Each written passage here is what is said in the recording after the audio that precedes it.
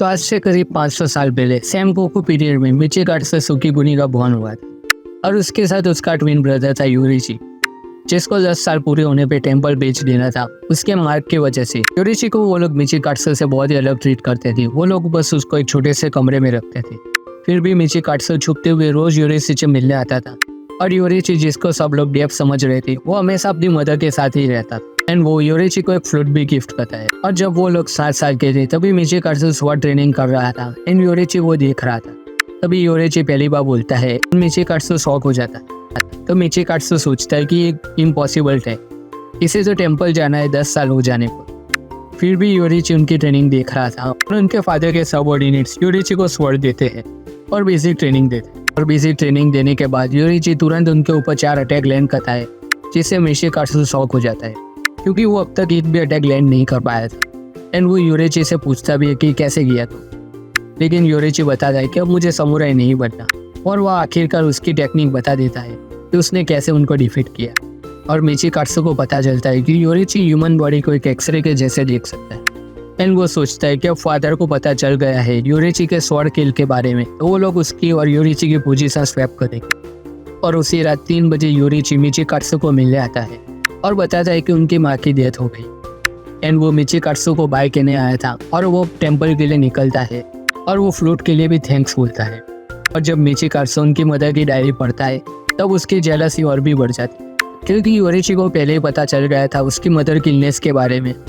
और मिचिगाट्सो बहुत ही गुस्से होता है कि उसका भाई टैलेंटेड होने के साथ एक जीनियस भी। एंड वो उसके लिए सिर्फ डेथ मांगता है। और 10 साल तक उसके कोई न्यूज़ ना मिलने पर उसे यकीन हो जाता है कि यूरिची अब मर गया होगा और अब मिचिगाट्सो एक समुराई है। एंड उसके शादी के बाद उसके बच्चे भी। और एक रात डीमन अटैक करता है उनके ऊपर, तो वो अकेला सर्वाइवर बचता है। और अचानक यूरिची वहाँ उस डीमन को मार लेता है और उसे सॉरी भी बोलता है कि उसने उसके सबऑर्डिनेट्स को नहीं बचा पाया। और अब मिचिगाट्सो फैमिली को अबैंडन कर यूरिची के साथ डीमन स्लेयर बन जाता है। और वो वहाँ देखता है कि यूरिची ने सारे लोगों को उनकी स्ट्रेंथ के अकॉर्डिंग ब्रीदिंग स्टाइल सिखाई है। और मिचिगाट्सो भी अपना डीमन स्लेयर मार्क एक्टिवेट कर देता है और वो अपनी खुद की breathing style moon breathing develop करता है। लेकिन उसकी प्रॉब्लम थी कि वो सन ब्रीदिंग डेवलप नहीं कर पाया था, कि जितने भी लोगों ने डीमन स्लेयर मार्क एक्टिवेट किया था वो लोग सारे मर रहे थे। और तभी उसे डीमन किंग मुसान मिलता है जो उसे डीमन बनने का ऑफर करता है। एंड वो तुरंत ही एक्सेप्ट कर देता है और उसको पूरे 3 दिन लगे थे डीमन बनने में। डीमन बनने के बाद वो आखिरी बार यूरिची से मिलता है। एंड कोकोशिबा बहुत ही डिस्कस फील करता है कि ये कितना बूढ़ा बन गया है। यूरिची अकेला था जिसके ऊपर डीमन स्लेयर मार्क था, फिर भी वो 25 साल से ज़्यादा जिंदा रहा। एंड कोकोशिबा के ऐसा देख यूरिची रो देता है। एंड ये पहली बार था कि यूरिची ने इमोशन शो किए। और कोकोशिबा एक डीमन था तो उसको यूरिची को मारना ही होगा। और जब तक कोकोशिबा अटैक करता उससे पहले यूरिची ने उसके ऊपर अटैक कर दिया और उसका नेक ऑलमोस्ट बॉडी से अलग कर दिया था। कोकोशिबा शॉक हो जाता है कि इतनी एज के बावजूद भी यूरिची की पावर जरा भी कम नहीं। और वो सिर्फ वेट करता है नेक्स्ट अटैक। उसे पता था कि नेक्स्ट अटैक उसको डेफिनेटली मार डालेगा। और यूरिची की ओल्ड एज की वजह से डेथ हो गई एंड वो नेक्स्ट अटैक कभी आया ही। और कोकोशिबा बहुत ही गुस्सा हो जाता है एंड वो अपने ब्रदर को कभी सरपास नहीं कर पाएगा। एंड यहाँ तक कि मुसान भी उसका कुछ नहीं उखाड़ पाया और यूरिची पूरी लाइफ अनडिफीटेड रहा। वो गुस्से में यूरिची की बॉडी को बीच में से काट देता है और उसके साथ वो फ्लूट को भी बीच में से काट देता है। एंड वो अपने इमोशन दिखा देता है और वो फ्लूट अपने साथ रख लेता है। एंड हम प्रेजेंट टाइम में देखते हैं काइगाकू और जेनेत्सु की फाइट होती है, जहाँ काइगाकू रिमेंबर करता है उसकी और कोकोशिबा की फाइट कि कैसे उसने सरेंडर कर दिया था। और काइगाकू को कोकोशिबा ने मुसान का ब्लड ऑफर किया था ताकि वो एक डीमन बन सके। और उसने एक वार्निंग भी दी थी, अगर एक ब्लड ड्रॉप भी वेस्ट हुआ तो वो तुरंत उसे मार डालेगा। तभी मुइचिरो को उसी रूम में ट्रांसपोर्ट किया जाता है डीमन कैसल में, जहाँ पे कोकोशिबा था। कोकोशिबा सोचता है कि तुम फैमिलियर लग रहे हो और वो पता लगा लेता है कि वो उसका ही डिसेंडेंट है। और उसकी शुकीगुने सरनेम भी बची नहीं है उसके डीमन बनने के बाद में। और मुइचिरो बहुत सारी मिस ब्रीदिंग स्टाइल परफॉर्म करता है, उसके डीमन स्लेयर मार्क भी अपीयर हो जाता है। और वो उसकी तारीफ करता है कि इस एज में होने के बावजूद भी तुम इतने टैलेंटेड हो। एंड वो कहता है कि शायद उसका ब्लड रीजन रहा होगा इस बात का। और मुइचिरो ये क्लेम्स रिजेक्ट कर देता है और थोड़ी फाइट के बाद वो उसका हाथ उखाड़ देता है। मुइचिरो तुरंत अपना राइट आर्म टाइट कर ब्लीडिंग रोकता है एंड कोकोशिबा इंप्रेस हो जाता है और वो मुइचिरो की स्वॉर्ड उसके बॉडी में घुसा देता है एंड उसको डीमन बनने के लिए ऑफर करता है। तभी गेनिया उसके ऊपर गन से अटैक करता है, लेकिन वो उस अटैक को डॉज कर उसके पीछे उसके हाथ उड़ा देता है और उसको बीच में से काट देता है। एंड कहता है कि तुम ही वो हो जो सारे डिमंस को खा रहे हैं एंड तुम्हें मारने का भी सेम स्टाइल है, तुम्हारा हेड चॉप ऑफ कर दो। तभी सानेमी वहाँ आ जाता है और उसे बचा लेता है। यहाँ पे सानेमी एंड कोकोशिबो की बैटल स्टार्ट होती है। स्टार्ट में वो थोड़ा पीछे होता है विंड आसिरा के पावर से, और सेनगोकू पीरियड में उससे सिमिलर विंड आसिरा से फाइट की हुई थी और वो सक्सेसफुली सानेमी को इंजर कर देता है। सानेमी जोर से हंस देता है और कहता है कि उसके पास रेयर ब्लड मारेची ब्लड है। एंड थोड़ी फाइट के बाद वो फाइनल ब्लो देने ही वाला था उसके ऊपर। तभी वहाँ पे ग्योमेई आ जाता है, वह सानेमी को बचा लेता है और वो ग्योमेई के फिजिकल फॉर्म की तारीफ करता है और उन दोनों की फाइट स्टार्ट होती है। और ग्योमेई अपना ट्रम्प कार्ड रिवील कर देता है डीमन स्लेयर मार्क, और कहता है कि जिन लोगों के पास ये डीमन स्लेयर मार्क है वो 25 साल से पहले मर जाए, और अभी ग्योमेई 27 साल का है तो वो एक दिन के अंदर ही मारा जाएगा।